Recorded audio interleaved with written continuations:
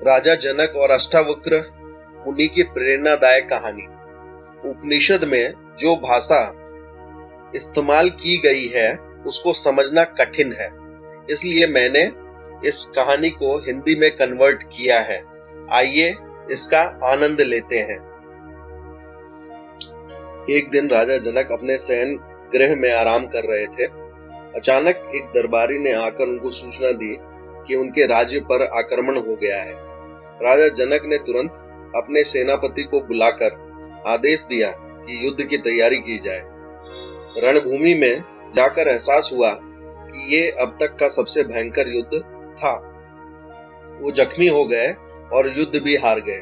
बंदी राजा ने राजा जनक को बंदी बना लिया और हुक्म दिया कि वो तुरंत राज्य छोड़कर चले जाएं। राजा जनक बहुत थके हुए थे। जख्मी हालत में उनके शरीर की शक्ति भी छिन्न हो गई थी।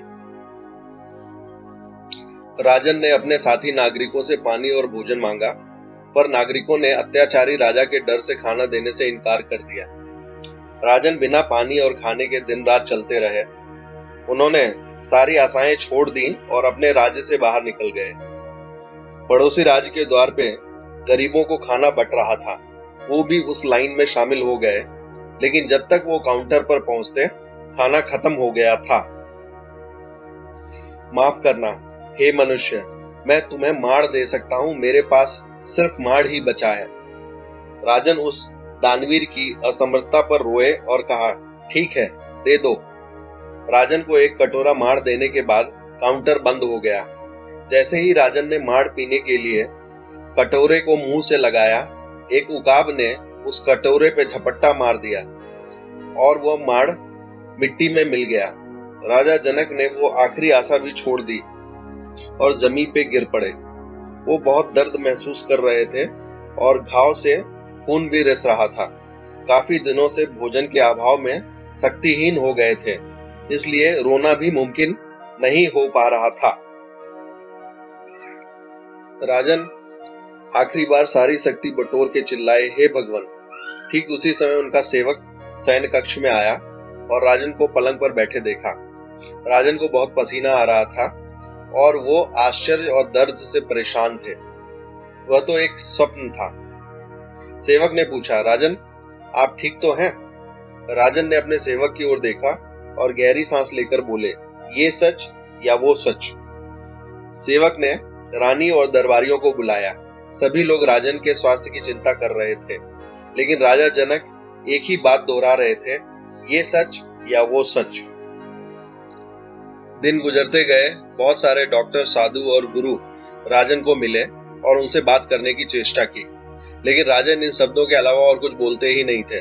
बहुत सारी अफवाहें थी कि राजा जनक ने अपनी बुद्धि भ्रष्ट कर ली है या फिर नियंत्रण खो दिया है, जबकि राजा जनक अपने समय के सबसे महान व्यक्ति थे। ये स्थिति काफी दिन तक चलती रही। दरबार में कोई भी काम आगे बढ़ नहीं रहा था।